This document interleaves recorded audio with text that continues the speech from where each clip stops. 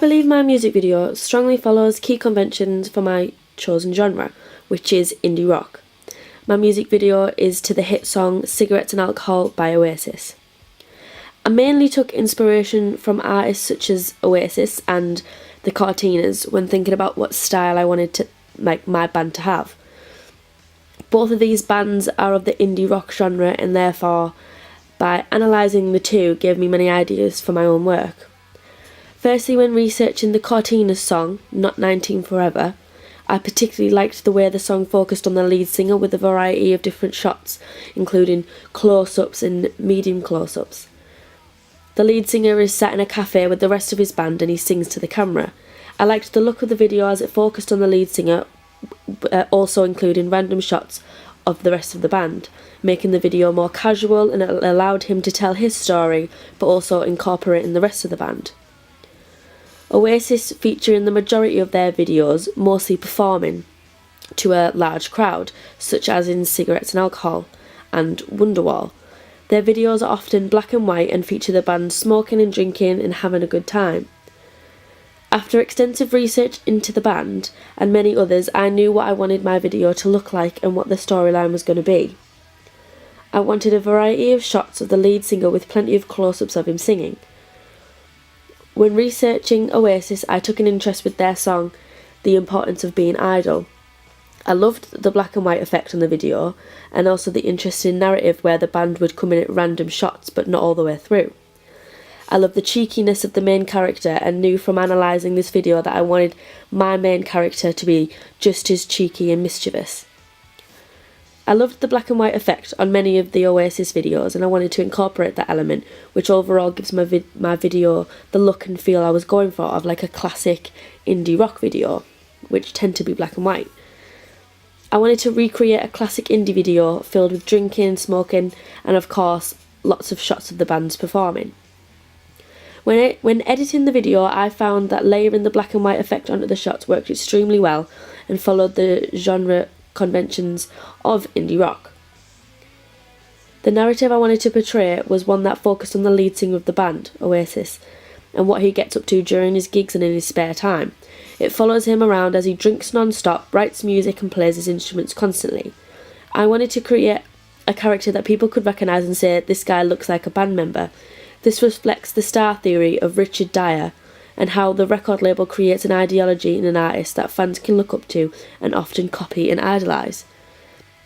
I wanted to create a video that people would watch and think was a real indie music video. The lead singer took on the main role in the video, which is typical of music videos, with a huge variety of close-ups and medium shots with limited close-ups on the other members of the band. During my research, I analysed the lead singers of many different bands in the genre to understand their attitude, demeanour, as well as their style and what they wore. During the research, I found that the lead singer was often the idol of the rest of the band.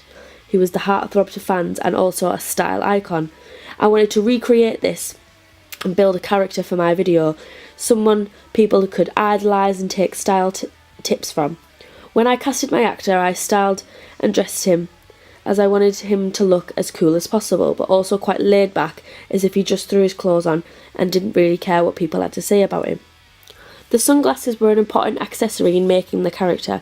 He wears his sunglasses indoors during the gig because he doesn't care what people think of him.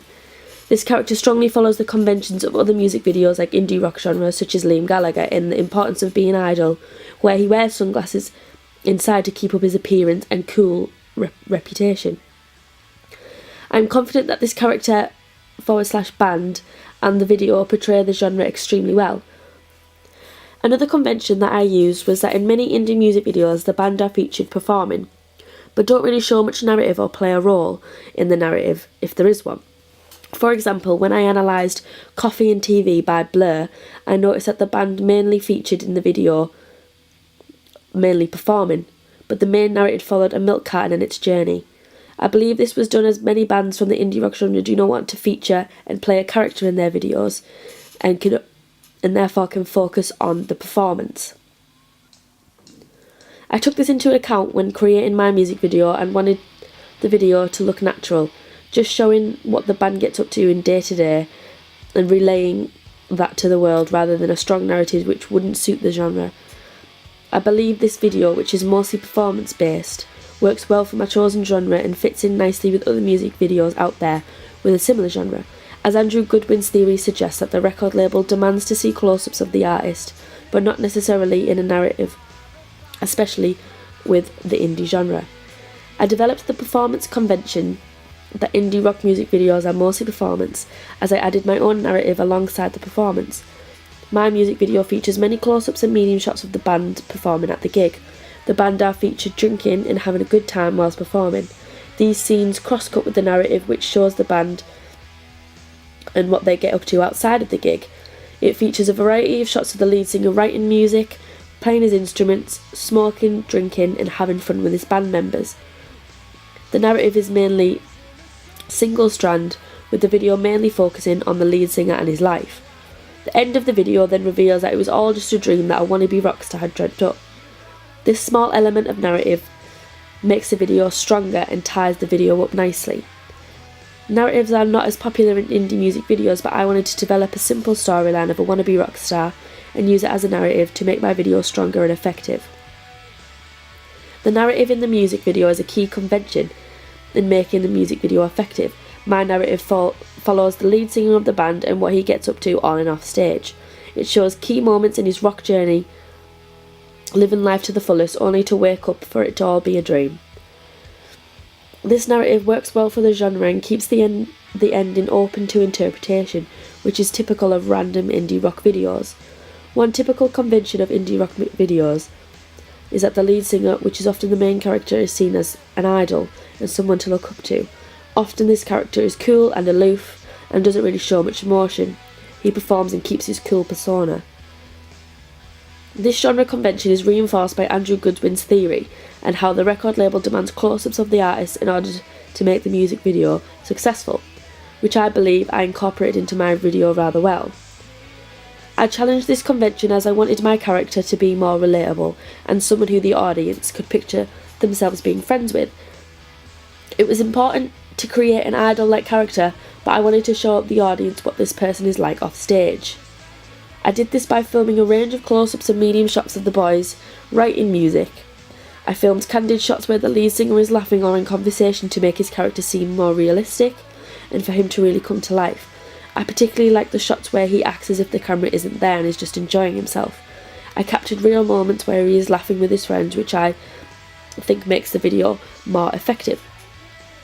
This character that I created is a pure music lover, which is shown throughout the video. When he performs and when he's off stage, he's still listening to his vinyls and playing his guitar and writing music whenever he gets the chance. This adds to the homegrown authenticity of the indie rock genre and the fact that vinyl sales are at a 21-year high, showing his love for the industry. Making my character more relatable and down to earth definitely challenged the convention of a typical rock star and showed his as like us, just a boy making music with his friends and having a good time. Challenging that rock star stereotype paid off, as the video overall is more interesting with this narrative alongside it and makes the audience smile and laugh when the lead singer when he does, which is exactly what I was going for. Overall, I believe my video follows and develops the important genre conventions for an indie rock music video. It is very typical classic indie video with my own twist on it, and it is clear to the audience what genre this music video is. Now, when creating my digipack, I wanted the music video and digipack and advert to all follow the same theme. As my music video is black and white, I wanted to carry on the monochrome theme in both of my ancillary texts. I started to research indie bands and their albums and what they look like. I particularly liked Kings of Leon's new album, Walls, which featured the faces of the band Submerged in White Liquid. The album cover is simple yet very interesting. I also took inspiration from Coldplay's album A Rush of Blood cover, where it features a half-drawn abstract face. I really liked the minimalist feel to these album covers and really wanted my digipack and album to look similar. With indie bands, it isn't essential to have the band on albums or adverts, or even in the videos, as the fans of the indie genre don't expect it. I did some research and found some interesting line drawings. I instantly loved the style and knew it would fit in with the random album covers of the other indie artists. I found images that I liked and recreated them. I drew the line drawings for my Digipack image, like a hand with a cigarette, a girl crying, two people kissing. Each image represented a song on the album, therefore connected the songs, Digipack and video together. I used a font to pick out a font that would suit the theme of the hand drawn on my Digipack and advert. I chose a handwritten cursive font which reflects the theme and flows with the hand drawn bold black lines. It also links to the band's writing music which is featured in the video. I added copyright information to the back of the Digipack to follow conventions which I noticed when analysing Digipacks from Oasis and Coldplay. This Digipack follows the conventions of indie rock genre. Many albums have random and simple covers as it matches with the randomness of the bands. I wanted my Digipack to follow the randomness of other indie album covers as I wanted my work to be original. By choosing this genre, it allowed me to be creative. This is also typical as indie bands generally don't have a big budget for photo shoots, so a simple hand-drawn cover fits in well. It isn't typical to see a hand-drawn album cover or a Digipack.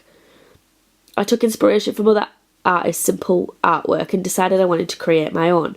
I drew the line pictures by hand and scanned them in using a photocopier which sent to my computer. I then created my Digipack on Photoshop from there. As my Digipack is hand-drawn, it would only make sense to carry on this theme and draw my adverts too. I love the look of my Digipack and I think just by looking at it you can understand what genre it is. I developed the genre convention of a low budget and random album art to create my own. I think the Digipack is rather artistic and works extremely well for the genre alongside the music video. One convention that I challenged is that I didn't put the title of the album or the band's name on the Digipack. The bold black line drawings are effective against the plain white background and I wanted to keep the Digipack very simple, so I didn't need to add a title for the album, as the fans would already recognise the distinctive drawings and artwork for this band. This challenges typical album covers as they usually feature the name of the band so that people can recognise it. With indie rock bands, it isn't necessary, and I wanted to keep the Digipack looking sleek and simple without ruining the aesthetic with a title or the band's name. As with artists like Oasis and Blur, some of their albums and singles don't feature the band's name or album title, as the artwork speaks for itself. This is somewhat of a risk by not including the name of the band in the Digipack, as it could be unrecognisable to people who are not familiar with the band, but I think the Digipack is creative and effective and the drawings themselves speak for the band. My adverts both flow with the same theme as my Digipack and music video. Both of my adverts follow key conventions which make them effective. I hand drew both of the adverts from scratch to match the line drawings on my Digipack. When researching other artists of my chosen genre, such as Blur, Oasis and Pulp, I noticed that the brand identity that spreads across all of their media products, like their music videos, albums and adverts, the colour scheme is the same, black and white, and the advert and Digipack clearly match and are recognisable as the band. My first advert features an unwinded cassette tape, which spells out the word of the new album, Make It, which is the first time the audience gets to see the name of the new album and the band's title. This advert includes downloading information as well as barcode where the album can be bought on the band's website. This follows the conventions of other adverts as it has all the relevant information that real audiences would need to know. The look of the first advert is very effective again against the white background to make the drawing stand out. The font I used is the same as on my Digipack as I wanted to have a running theme through them both. The advert tells you all relevant information like dates, names of key songs on the album and website information, which is a key element in marketing a new album and is generic of album adverts. The image that is displayed on the first advert directly correlates with the band. I wanted the advert to remind the audience about the music that the band makes, and therefore an image of a classic cassette tape with the album's name on almost gives the effect that this band is so down to earth and normal like the rest of us that they still do things the old-fashioned way using cassettes. It's retro. My second advert is another bold line drawing which shows two lines imitating two people kissing. The two lines turn into amp cables at the end, which again reflects the band and their equipment, linking the adverts with the Digipack and the music video. This advert is landscape and is more simple. It features magazine reviews and a 5-star rating, as well as a first look image of what the new album looks like.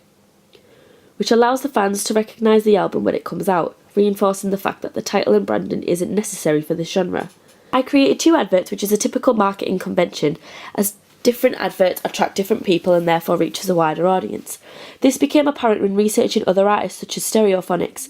They use this technique and create more than one advert for the album Keep the Village Alive, one that features the band and one that is much more simple. Both adverts are effective and eye-catching, which is what I wanted to achieve. I created 2 adverts that follow the same theme, which overall strengthens the marketing of the album and allows the theme to flow through more than one media product. It's very uncommon to see an album advert that is hand-drawn, although indie albums tend to be rather abstract and simple. I therefore developed this convention by taking the simplicity a step further and drawing the images myself. This works extremely well with my theme that runs through all of my media products. Each media product links in with one another and will be recognisable by the fans and the audience.